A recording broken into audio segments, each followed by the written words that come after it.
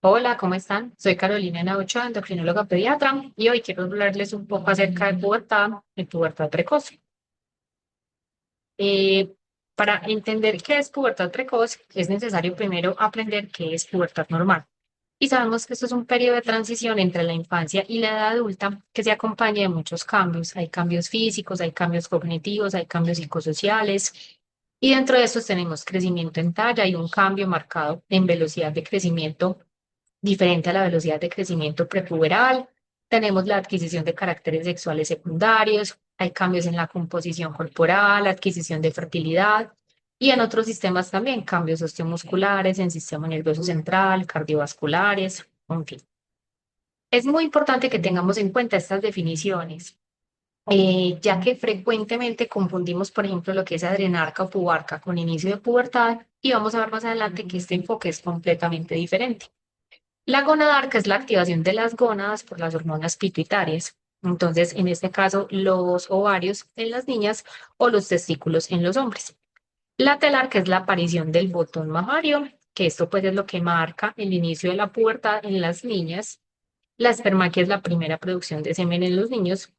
La adrenarca es el aumento de la producción de andrógenos por la corteza adrenal, o sea, es como la activación de estas glándulas que se refleja en la pubarca, que es la aparición de vello púbico, pero también se aplica para vello axilar, olor apocrino o acné.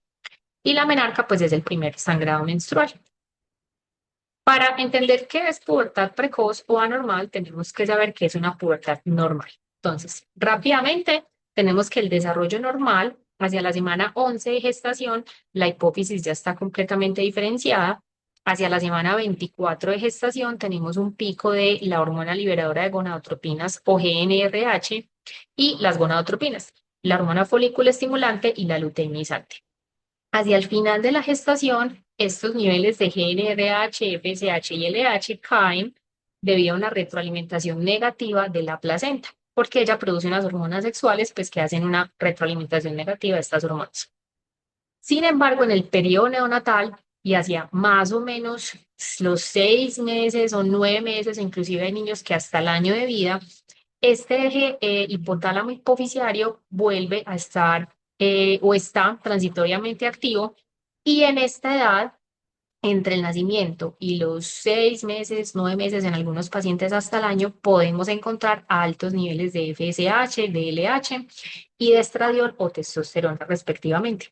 Y este es el periodo que se conoce como mini pubertad. Este es un periodo muy valioso para evaluar más adelante otros casos, por ejemplo, de hipogonadismos, que si el paciente tiene una mini pubertad pues efectiva, uno podría decir que ese eje está pues como íntegro y habría que buscar pues como otras causas. Esto pues como de manera ahí académica pues o a manera de contarles algo extra. Entonces lo más importante es que desde el periodo neonatal hasta los 6, 9 meses más o menos este eje está activo. Y posteriormente después de esta edad pues esos niveles bajan hacia valores prepuberales hasta que la pubertad vuelve y se activa, pues o se activa digamos realmente la pubertad verdadera y empieza el aumento de la hormona liberadora de gonadotropinas, las gonadotropinas como tal, LH, FSH, y posteriormente la testosterona y el estradiol en las niñas. Entonces, básicamente, ¿qué es la pubertad? Tenemos las hormonas, las neuronas del hipotálamo, ellas van a ser las que van a estimular estas gonadotropas en la hipófisis y ellas van a producir las gonadotropinas, que a su vez van a ir a estimular las gónadas, testículos en hombres, ovarios en mujeres. Entonces, digamos que esta pubertad es una reactivación de esas neuronas neurosecretoras de hormona liberadora de gonadotropina y que esta reactivación va a generar una secreción pulsátil. Esto es muy importante porque es esta pulsatilidad lo que genera la activación de la pubertad. Digamos que antes de esta activación, estos niveles permanecen como estables, pero la activación de esta pulsatilidad es lo que genera esa activación o inicio de la pubertad como tal y ya los cambios que vamos a ver a continuación. Entonces, en las mujeres y en los hombres también tenemos la clasificación de Tanner. Son 5 estadios en los que podemos ver cómo se clasifica esa pubertad. En las niñas tenemos que el inicio de pubertad está marcado por el botón mamario, por la aparición del botón mamario. Sin embargo, también vemos acá a la derecha pues que podemos encontrar una clasificación de Tanner para vello púbico Y que si bien esta es una característica que se presenta más o menos al mismo tiempo en el cual puede aparecer el botón mamario, es diferente de un inicio de pubertad. Sin embargo, pues se los traigo acá como en la imagen porque es más fácil o más práctico tenerlo pues todo como juntico. Entonces, el primer estadio es infantil, no tenemos pues palpación de botón mamario.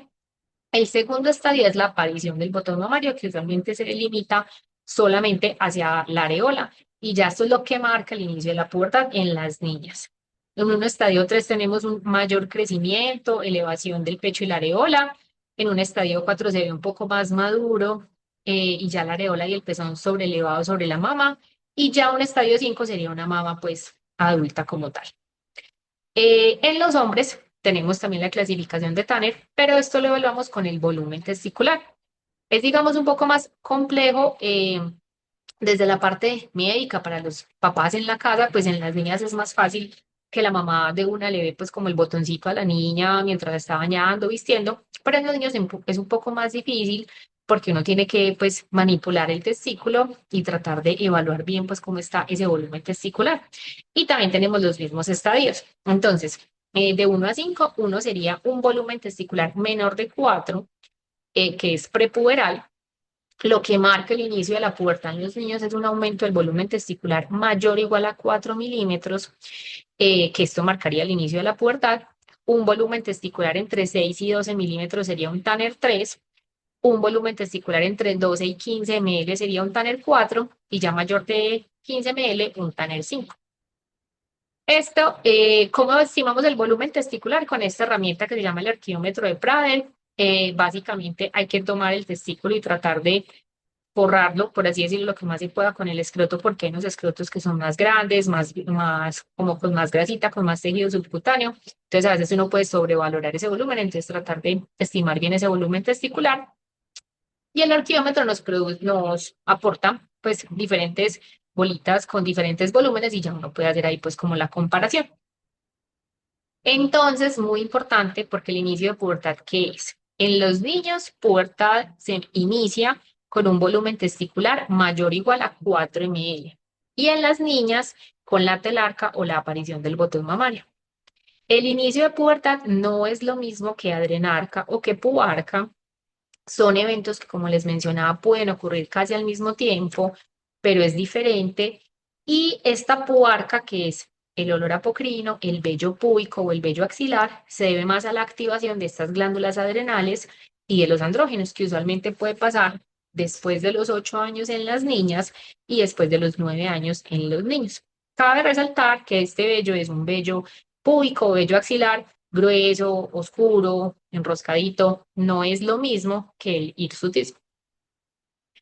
Así, a manera de repasón, que no es pues nuestro objetivo con la presentación, pero es muy importante para no confundirnos, la pubarca o la adrenal es la aparición de vello púbico, axilar o apocrino, y precoz sería antes de los 9 años en niños y antes de los 8 años en niños. Si esto pasa, habría indicación de tamizar este perfil de andrógenos adrenales con la 17-hidroxiprogesterona, los DEAs y la testosterona total. Entonces, si recordamos, es diferente porque frecuentemente nos llegan a consulta pacientes con enfoques de pubertad precoz, pero lo que tuvieron es olor apocrino o vello. Y pues los exámenes y el enfoque es completamente diferente. Entonces, es muy importante tener esto en cuenta. ¿Qué es entonces pubertad precoz? Pubertad precoz es la telarca o la aparición del botón mamario en niñas antes de los 8 años y el aumento del volumen testicular en los niños mayor o igual a 4 ml antes de los 9 años. En las últimas décadas hemos visto que la edad de inicio de pubertad se ha venido adelantando con las generaciones. Hay muchas hipótesis si es por cambios en la alimentación, el estilo de vida, las pantallas, en fin. Hay muchos estudios en curso, sin embargo, vemos pues que esto es como un hecho evidente que se viene presentando más frecuentemente. A su vez, para la pubertad precoz tenemos una clasificación. La pubertad precoz central, que es la activación prematura de este eje, que comprende el 80% de todas las causas de pubertad precoz central y es mucho más frecuente en niñas en una relación de 20 a 1.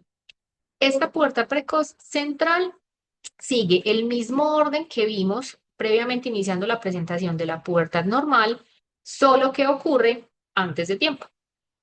En cambio, la pubertad precoz periférica es una secreción autónoma de esos esteroides sexuales a nivel gonadal o suprarrenal que me va a generar cambios en desorden. O sea, no va a seguir el mismo orden de una pubertad normal, sino que van a ser cambios desordenados. Y en la pubertad precoz combinada puede pasar que sea una periférica, que por esos altos niveles de esteroides sexuales me madure o me estimule esta hipófisis y genere a su vez pues una pubertad precoz central de también. Entonces esta sería la combinada. En la pubertad precoz central o dependiente de GnRH, tenemos que es idiopática en un 80-90% de los casos en niñas mayores de 6 años o en un 25% de los niños. Y siempre hay que buscar o pensar en causas del sistema nervioso central en 90% de los casos en niños o en niñas menores de 6 años. Entonces, siempre todo niño, hombre o niña menor de 6 años con pubertad precoz central, hay que estudiar sistema nervioso central con resonancia magnética cerebral con énfasis en silla turca. Muy importante. Y otras causas genéticas como mutaciones en estos genes, que cada vez digamos que este costal de idiopática se ha ido achicando un poco más, ya que las ayudas diagnósticas en genética pues nos han dado muchas otras más causas de estas mutaciones genéticas que causan estas pubertades precoces. Inclusive hay familias que podrían o que pueden tener estas mutaciones. Incluso cuando uno hace la anamnesis y pregunta la edad de menstruación de la abuela, de la mamá, de las tías, todas se menstruaron a los 9, 8 años. Entonces uno dice, una causa genética pues hay como de base.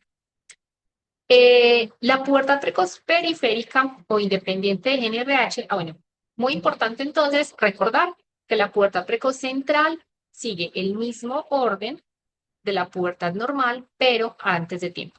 Entonces, ¿yo qué voy a tener? Una telarca, por ejemplo, en una niña antes de los 8 años, a los 7, 6 y medio, va creciendo la telarca o progresando en esos estadios Tanner y posteriormente se da la menarca, pues, o la menstruación.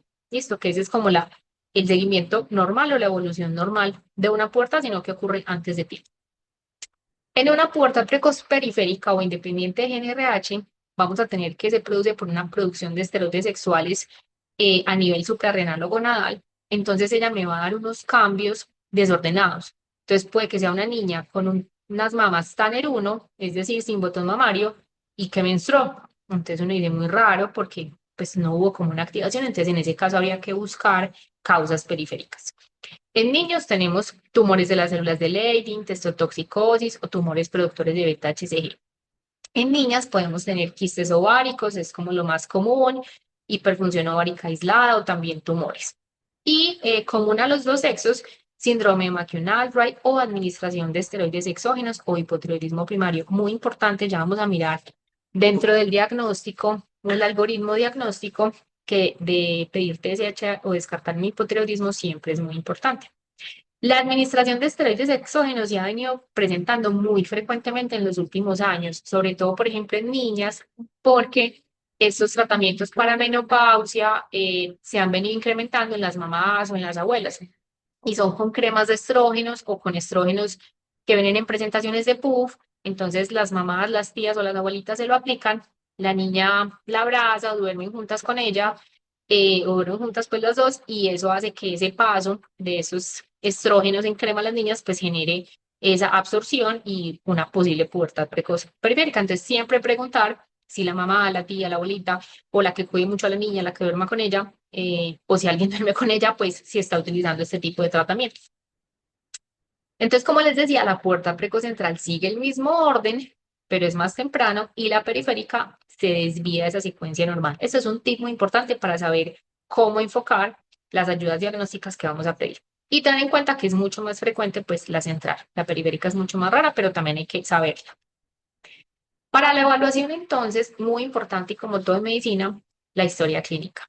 La edad de inicio, entonces preguntar siempre eh, qué edad tenía cuando empezó a notarle el botón mamario, qué edad tenía, si hay signos de progresión, si lo nota cada vez más grande, las mamas, si hay, por ejemplo, en niñas, si hay síntomas en sistema nervioso central, dolores de cabeza, alteraciones visuales, cambios comportamentales en el sentido en que puede que se vuelva un poco más rebeldes, como más adolescentes, los antecedentes familiares, siempre preguntar por la edad de menstruación de la mamá, al menos, y ya ahí con la mamá, pues uno saca, sí, también las tías o las abuelas, pero al menos la de la mamá, pues es muy importante. Muy importante, a veces remiten pacientes que por cambios comportamentales, pues, abruptos, y eso no se debe a una puerta precoz, pues hay que estudiar pues como otras cosas, o sea, generas como cambios que los pacientes se ponen medio adolescentes, un poquito más rebeldes, más contestones, pero no son pues unas cosas significativas como para uno pensar pues en o descartar algunas otras cosas psicológicas, psicosociales o psiquiátricas. La antropometría o el examen físico es muy importante. Peso, talla, la velocidad de crecimiento es un parámetro crucial porque como les mencionaba al inicio de la presentación, inclusive a veces pueden debutar una puerta precoz con un incremento marcado en esa velocidad de crecimiento y posteriormente que se dé como la tela arca o el aumento pues del volumen testicular en los niños. Entonces esto siempre se documenta en los controles de crecimiento y desarrollo y que uno ve que esa raya empieza a subir impresionantemente pues en la curva. Evaluar el TAN, el mirar la piel, campimetría, algunas causas de puertas precoces periféricas pueden tener manchas en la piel, entonces también de estudiar pues todo eso. Y las ayudas diagnósticas vamos a tener exámenes de sangre o imágenes que las vamos a pedir según lo que estemos sospechando, porque no es lo mismo siempre para todos. En cuanto a laboratorio o exámenes de sangre, tenemos entonces el estradiol sérico en las niñas, que usualmente valores mayores de 25 picogramos mililitro podrían decirse que son puberales, y la testosterona total en los niños, que si son mayores o iguales a 10 nanogramos de cilitro, podríamos decir que son puberales. La LH basal, hay diferentes estudios donde se proponen diferentes puntos de corte. Hay estudios que dicen mayores de 0,3, mayores de 0,9, mayores de 0,6, pero en general, digamos un valor más sensible, mayor de 0,3, podríamos decir que es puberal. La FSH tiene una utilidad limitada porque hay sobreposición de valores en niños prepuberales y y puberales, entonces no se tiene en cuenta, pues digamos, tanto como para este desenlace. Y TSH siempre porque hay unos hipotiroidismos marcados por esa similitud que hay entre estas gonadotropinas y la subunidad alfa de la TSH, que a veces ha pasado TSH de 300 y las niñas empiezan como con telarca, pues su pubertad precoz. Entonces siempre mirar, porque qué tal que sea un hipotiroidismo súper descontrolado y nos pongamos a tratar la pubertad precoz sin antes controlar esa TSH. Entonces muy importante, estos serían pues como los básicos. Tenemos otros más específicos como el test de estímulo con análogos con GRRH. Esto no es que lo tengan que saber o cómo se manda, cómo se interpreta, cómo se hace, pero sí saber que existe y saber por qué se pide. Entonces, todas las hormonas en el cuerpo tienen, digamos, una secreción pulsátil y un patrón circadiano pues, de ciclo sueño-vigilia. Cuando se piden estos test de estímulo, cuando yo tengo duda, y si, por ejemplo, la clínica del paciente no me coincide con los exámenes basales que yo pedí con estos previamente. Por ejemplo, tengo una niña de 7 años con mamás Tanner 2-3 y le pido esos exámenes y me sale una LH menor de 0,3, un estradiol menor de 10 y ya. Y bueno, ya ahorita miramos las otras ayudas diagnósticas. Entonces yo digo, mi sospecha clínica persiste. Entonces yo en este caso tengo indicación de pedir el test, porque el test me evalúa, digamos, el comportamiento de todo ese eje y con eso puedo definir y me puede ayudar a tomar la decisión de iniciar tratamiento o no en esta paciente. Entonces se toman varias muestras y en general, si da un valor de LH mayor o igual a 5 entre las unas y 3 horas después del estímulo, pues se considera que son puberales. O si tienen una relación LH-FSH mayor a 0,6. Y se pide beta-HCG sérica en niños si estamos sospechando tumores, por ejemplo, o pubertades precoces periféricas. Bueno, también tenemos las ayudas diagnósticas de las imágenes. Tenemos en las niñas ecografía pélvica, donde estos valores propuestos de medidas nos pueden sugerir rangos puberales.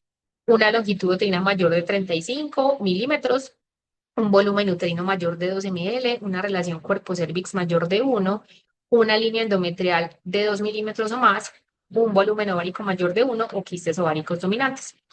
Vamos a ver que no solamente si me sale una característica ya puedo definir que la paciente tiene pubertad precoz. O sea, hay que juntar todo, la clínica, el examen físico, la velocidad de crecimiento, los exámenes de sangre y las ayudas diagnósticas, pero digamos que es todo y no solamente es una sola cosa la que me ayuda a tomar la decisión. Hay que tener en cuenta que la ecografía es un examen muy operador dependiente. Ojalá pudiera ser realizada por un radiólogo infantil, porque en ocasiones vemos que hay, por ejemplo, magnificación de los volúmenes ováricos, porque los órganos pélvicos en niñas prepurales tienen una disposición anatómica diferente y que a veces se magnifiquen en el reporte. Entonces, el mensaje es no tomar solo decisiones como con un volumen ovárico, por ejemplo, sino que mirar todo el conjunto y si hay dudas, pues repetir el examen o evaluar y remitir pues como endocrino. ¿Listo? Definitivamente no se recomienda realizar ecografía mamaria, que es un examen que también llegan con él muy frecuentemente y eso realmente no nos aporta, pues o no está ni siquiera dentro de los algoritmos diagnósticos para pubertad precoz. Y es una ecografía, eh, la pélvica que pedimos es transabdominal, muy importante, y no pedir ecografía mamaria. Otras imágenes o ayudas diagnósticas muy importantes, el carpograma, que es la ayuda diagnóstica que nos permite evaluar cómo está esa madurez ósea o la edad de los huesitos, por así decirlo. Digamos que eso puede tener un rango de normalidad entre más o menos 2 años versus la edad cronológica que tenga el paciente. Es decir, puede estar atrasada 2 años, igual o adelantada 2 años, y podría ser normal este rango dependiendo del paciente, la edad del paciente y el momento pues, pubertal en el que esté. Usualmente la pubertad precoz adelanta esta maduración ósea y nos da carpogramas o edades óseas mayores o iguales a 2 años versus su edad cronológica. Acá, por ejemplo, las imágenes pues usualmente que utilizamos para los atlas son tomadas del atlas de Greulich-Champagne y ya en los últimos años pues ha habido modificaciones, pero añaden, por ejemplo, cosas para, aquí tenemos en la imagen de la derecha pues como tipsitos de qué es lo que hay que mirar en cada imagen o a cada edad para saber cómo asignarle ese valor de edad ósea a ese cartograma. Acá, por ejemplo, tenemos un cartograma de una niña que tiene una edad ósea de 11 años. Entonces, por ejemplo, si yo tengo una paciente de 8 años, por ejemplo, que inició telarca a los 7 y medio y tiene este cartograma, pues obviamente va a estar como mucho más adelantado de su edad cronológica. Otras imágenes de ayudas diagnósticas que tenemos son entonces, si se acuerdan, al principio les mencionaba que hay que estudiar el sistema nervioso central en todo niño con pubertad precocentral y todas las niñas con edades menores de 6 años, porque hay que descartar que no sea un tumor hipoficiario, un craniofaringioma, un amartoma hipotalámico, que eso pues requiere otros tipos de seguimientos o una evaluación más completa de ese perfil hipoficiario. Entonces, siempre pedir resonancia de silla turca para evaluar bien esa hipófisis. La ecotesticular se pide en los niños si yo estoy sospechando una pubertad precoz periférica y si evidencio, por ejemplo, el examen físico, una asimetría marcada testicular. Normalmente siempre hay cierto grado de asimetría en las gónadas, en las glándulas, en fin, pero no debería ser mayor de 12 C esta asimetría en los testículos.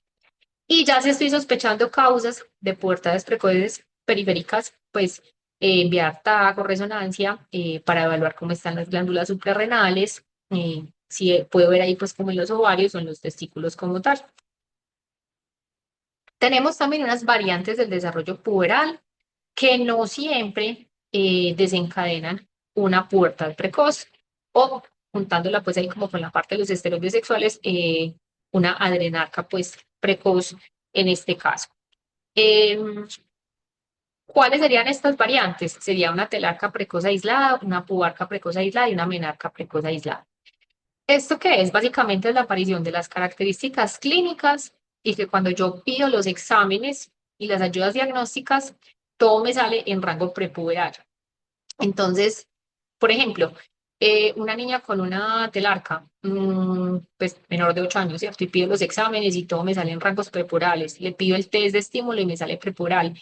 Le pido el cartograma y me da atrasado. Y nada, pues en esa niña uno que hace vigilar, ¿cierto? Porque algunas pueden quedarse estables o regresar y algunas sí pueden desencadenar una puerta, es verdad. Entonces, estas, mensaje grande, remitirlas siempre, o sea, siempre se estudian y siempre se remiten a endocrino. ¿Qué sería una pubarca precoz aislada? La aparición de estos caracteres asociados a la adrenarca, o sea, la activación de estas glándulas adrenales, como vello púbico, olor apocrino o vello axilar antes de los 8 años en niñas y antes de los 9 en niños, pero que cuando yo pido esos andrógenos adrenales están todos normales, entonces, pues nada, simplemente vigila. Y la menarca precoz aislada sí es mucho más raro. Esto usualmente puede verse como a quistes ováricos o a veces pues tumores o cosas pues un poquito más preocupantes y siempre se vigila. O sea, mensaje grande, siempre estudiarlas y siempre remitirlas. Ya para hablar entonces como del tratamiento, tenemos que tener dos objetivos grandes. El principal es mejorar el pronóstico de talla o estatura final, porque una pubertad precoz lo que hace es generar una maduración más rápida de esos núcleos de crecimiento que podemos evaluar con el carpograma y esto pues generarnos un riesgo de una estatura final adulta más bajita. Y lo segundo es en las niñas tratar de retrasar la edad de menarca. No porque sea malo que la menstruación venga a los 8, 9, 10, 11, 12, sino que es más un tema de manejo de esto como tal, ¿cierto? Hay varios estudios que reportan más trastornos de ansiedad, inclusive depresión, de pronto la niña todavía no tiene una madurez mental adecuada para manejar que le vino, que se le pasó, que el cambio de la toalla o de la copa o lo que esté utilizando, lo que sea. Entonces, como todas estas cosas de los síntomas, de los cólicos, en fin. Entonces, digamos que eso también es un criterio importante para decidir, pues, cómo si se trata o no esta paciente. Los criterios de inicio de tratamiento tienen un asterisquito porque esas son unas propuestas y recordar que las guías son guías, no son camisas de fuerza y siempre hay que evaluar el paciente en conjunto. O sea, el paciente, las ayudas diagnósticas, los papás, el entorno, y ya con base en eso tomar la mejor decisión. No es un tratamiento que sea vital, o sea, que si el paciente no lo recibe se va a morir, no. ¿Cuál es nuestro objetivo? Como vimos, mejorar ese pronóstico de talla final y o tratar de retrasar esa menarca en las niñas. Entonces, las propuestas son niñas menores de 8 años de edad cronológica, niños menores de 9 años de edad cronológica. Tenemos ahí como un otro asterisquito, porque por ejemplo también nos pasa que son niñas que empiezan con pubertad a los 8 normal, pero progresan muy rápido. Inclusive tenemos más abajo como el criterio de inicio de pubertad rápidamente progresiva. Sin embargo, digamos que entre más grande en edad vaya siendo la niña, este objetivo de mejorar ese pronóstico de talla o estatura final va disminuyendo. Y si uno lee las últimas guías o las propuestas o en los congresos, cada vez la edad de inicio de este tratamiento para pubertad precocentral se va disminuyendo. Inclusive hay unos artículos un poco más eh, estrictos que dice que si la niña tiene más de 8 años ya no la trata, ¿cierto? Pero realmente en nuestro medio pues llegan tarde o es más rápidamente progresiva. Bueno, entonces lo mismo, sopesar pues como cada paciente riesgo-beneficio. Pero en general, niñas menores de 8 años, niños menores de 9. Si la edad ósea es menor de 11, 12 años, ¿por qué? Porque si es una edad ósea mayor, no se observa un mayor beneficio de ganancia en talla con el inicio del tratamiento que sin él. Entonces, digamos que ese objetivo principal ahí se perdería y lo mismo, evaluar como con los papás, porque ya digamos que ese objetivo se saldría pues ahí como de la manga pues de lo que queremos hacer. Si es una puerta rápidamente progresiva o si tiene un mal pronóstico de talla o estatura final, lo mismo, evaluar pues como con los papás y el paciente estas indicaciones. Para el tratamiento tenemos los análogos de GnRH, que actualmente en el mercado tenemos la triptorelina pamoato en tres presentaciones, pero ya usualmente encontramos solo la de 11.25 y la de 22.5. La triptorelina es para aplicación intramuscular y el leuprolid es para aplicación subcutánea, que esa tenemos de 22.5 y de 45. Pero entonces ustedes dirán, ¿pero por qué el tratamiento de pubertad precoz va a ser con un análogo de la hormona que estimula la liberación de gonadotropinas? Si recordamos, cuando estábamos hablando de qué es la pubertad y es la reactivación pulsátil de esa secreción de GnRH, pues lo que buscamos con los análogos es suprimir esa pulsatividad y volver a esos niveles basales para que se frene o se pause ese proceso de pubertad. Entonces, lo que se quiere con el análogo, contradictoriamente, es suprimir esa pulsatividad que es la que reactiva ese proceso de pubertad. ¿Qué podemos observar clínicamente? Que hay disminución del tamaño del volumen mamario y de los testes, o que quedan como el mismo tamaño, pero más blandos, como en pausa. Y que se detiene, se pausa esa maduración o ese adelanto de la edad ósea. No se va a devolver, o sea, no es que si la edad ósea está de 12 y ya después la va a tener de 10, no, porque eso es la vida la que va pasando y ya esa maduración se hizo y se logró. Pero digamos que el objetivo es que eso no se siga madurando tan rápido con el objetivo de tener la mejor estatura final posible en cuanto al objetivo de crecimiento. Efectos secundarios que podemos tener, eh, efectos locales, pues de dolor, alergia, aumento de peso, en general les das como más ansiedad y comen un poquito más dolores de cabeza, como astenia, dinamia. alteración en el metabolismo de la glucosa, pero no se ha visto tan marcado ese efecto, y algunos cambios anímicos, pero no genera, pues, o no se han descrito al menos hasta la fecha, trastornos depresivos o cosas así. En las niñas, muy importante decirles que algunas pueden presentar un pequeño sangrado vaginal días después de la aplicación del medicamento y que esto sería un efecto secundario, más no menstruación como tal. Es más raro que pasen, pero muy importante siempre decir a los papás porque si pasa y uno no les dice, pues se van a angustiar. Cuando se suspende el tratamiento, realmente no hay una indicación clara y firme al respecto. Y cada vez la evidencia sugiere que se va disminuyendo el límite de edad, pues para inicio y para suspensión. En general, no se reporta un mayor beneficio de ganancia en talla, que es nuestro objetivo principal, en niñas con edad ósea mayor de 12 años y en niños con edad ósea mayor de 13 años, o en niñas con edad cronológica de 10 años. Entonces, usualmente, cuando se alcancen alguno de estos objetivos, pues ya se suspendería, pero lo mismo, o sea, eso queda a criterio del médico tratante y evaluar el paciente, los papás, los exámenes, el crecimiento, la talla, en fin. Cuando se suspende, en el caso de las niñas, la menarca se puede presentar entre 3, 12 o inclusive hasta 18 meses después de retirar el medicamento. El efecto del medicamento es un efecto transitorio, o sea, mientras lo estamos utilizando, que eso genera una pausa para estos cambios, pero no se han descrito que genere problemas ya cuando la niña sea adulta, ni con temas de fertilidad, ni con irregularidades en sus ciclos menstruales como tal, no, es como una pausa transitoria. Cuando el medicamento cumple su efecto, sale de su cuerpo y ya su eje pues se reactiva pues como tal. Ya en la pubertad precoz periférica, pues estos no responden a análogos porque ya vemos que la causa es una causa externa de esa hiperproducción de esteroides sexuales, entonces el tratamiento sería remover o bloquear esa producción, sea cual sea la causa. Si son tumores, pues cirugía, si es la exposición a esteroides sexuales exógenos, pues remover la fuente. Podría tener indicación concomitante de tratamiento con análogos de GnRH si, por ejemplo, hace una pubertad precoz combinada, que sea una producción de esos esteroides sexuales a nivel gonal o adrenal y que ya eso me impregne esa hipófisis y ya que me desencadene una pubertad precoz combinada, pues ahí podría adicionar el tratamiento. Sin embargo, la causa principal sería tratar ese exceso de esteroides sexuales. ¿Dónde se puede ver eso? Por ejemplo, en una hiperplasia suprarrenal donde es muchas veces imposible suprimir del todo estos andrógenos y ellos generan como una impregnación de esa hipófisis y pues genera una puerta precoz combinantes. En este caso, pues adicionarle al tratamiento esto. En general, dependiendo de la causa, ya tendríamos para la puerta precoz periférica como tal, inhibidores de aromatasa o bloqueadores del receptor de andrógenos, ya cual sea pues como la causa. Entonces, conclusiones, muy importante, se considera pubertad precoz en niñas si es una telarca o aparición del botón mamario antes de los 8 años.